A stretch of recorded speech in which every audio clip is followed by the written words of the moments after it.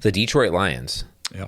So the Detroit Lions, they literally looked at how modern day Kansas City literally like built themselves and everything, being like, Super Bowl contenders, like just like being a top contender in the NFL, right? They're arguably the best team in the NFL, even if like their offense isn't quite right after like Eric Bieniemy went to Washington, right? But they're still winning games. They're still like they have a better defense than they've ever had. So they're a more balanced team this year than they've ever been and all that. So their offense may have gone down, but their defense has gone significantly higher. So now they're a more balanced team and they're still able to beat teams. It may not seem like as like much of a blowout, but they're doing the job.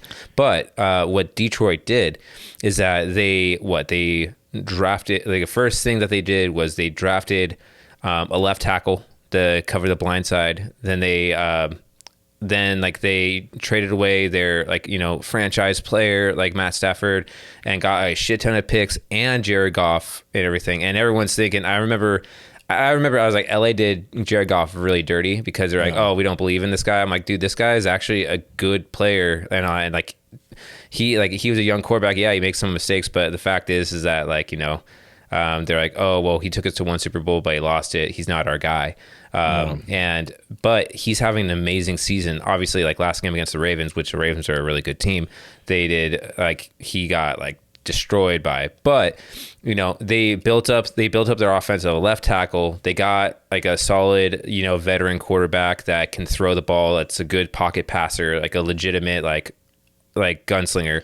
And then they started building up getting a good receiver, getting a good running back and all. And so like they're really just building up their team. Oh yeah. And then their edge rusher, Hutchinson, bro, he's a beast. Do you know how tall that guy is?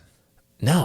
How tall is he? He is 6'7", like 268 pounds. What? Basically pure muscle. Dude, that guy's a monster. Holy shit. I didn't realize, because like there was some commentary about his wingspan, because I think it was after the first week. He there was week 1. He had a crazy good game. And I was like, he was standing next to somebody and he looked like a gigantic person standing next to like a child. Right. And I'm like, how tall is, anyways, looked up, he's 6'7", dude, and just all athletic as can be. Yeah. And they scored on that pickup with him. And I totally agree with you. The rebuild of Detroit's model, they went out. Very similar to like Kansas City. Right. You build off the line. Yeah, exactly. You create security. And going after Goff, I thought was genius because his metrics were, if he has protection, he's a top 5 quarterback. If he has to scramble, he can't. He's not fast. Yeah. He's not going to run. If you get pressure on him, which the Patriots showed in the Super Bowl, right, it puts him in a spot. But if you have a good line, you can create that distance. He needs that one extra second, and he's, it was like, it's like a 40% differential on his completion percentage. And to talk about the game against, what did they play against the Ravens? Jesus. They hadn't played Baltimore in years, and I don't even think they've faced them with Lamar. Oh, and geez, yeah. There's I read some interesting metric that for every team's first time playing against Lamar Jackson with the Ravens, the Ravens have like a 95% win percentage. Every NFC team. Oh, any NFC team. Okay. Yeah. So any NFC team, and it's it's funny because like the week before, or was it the week before or 2 weeks before? It's like, the Steelers beat the Ravens and all, and everyone's like saying it's like it was more so the Ravens lost that game rather than the Steelers won that game because there's a bunch of drop passes or like miscue with the routes and everything. But I mean, again,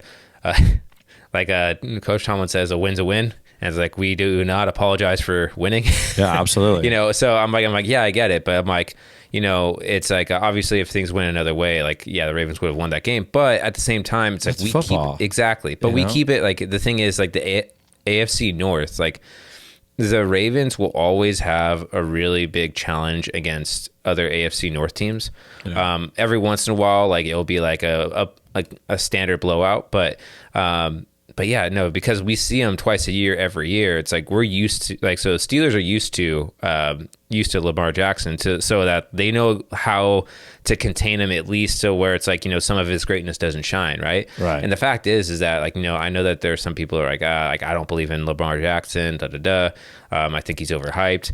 And there are times where it's like you can see that and you're like, maybe, but then you watch him, dude, yeah, he's really good. Yeah, and the thing is that he's he came in more as a scrambling quarterback, like a Michael Vick 2.0. Yeah. But honestly, dude, his ability to become more of a pocket passer, like, he's gotten so much better in his passing game.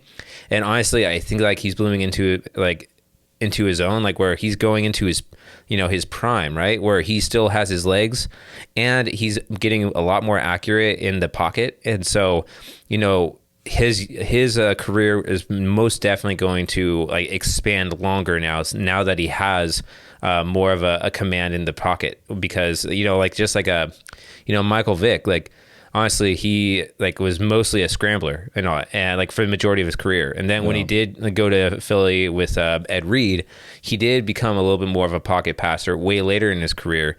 But like he had maybe like 2 or 3 good seasons in Philly, and then after that he was kind of done. I mean, granted, funny enough, not a lot of people know this, but Michael Vick was a backup quarterback for the Steelers at the end of his career. Oh, that's right. Yeah, He was back up for Big Ben and all that, which was wild to think, because you're like, wait, what the hell? Yeah. So, but it's he's like, he is a better version of Michael Vick, and I think that he has a lot of promise. And like one thing that's really cool to see is that how like when players get paid a lot of money and all that, or like they get the big payday, but then it's like their play doesn't kind of reflect that anymore, because like they're like, I mean, you could even say the same thing about like Deshaun Watson and how like that whole entire debacle. I love it because fuck the Browns. All right. If you're a Cleveland fan, hey, you know what? You might be a great person, and like we might get along, have a beer, but I mean, fuck your team. Like, well, I mean, dude, I feel the same way about the Packers. Yeah. Even though now I feel like we can beat them, even though they finished week 1.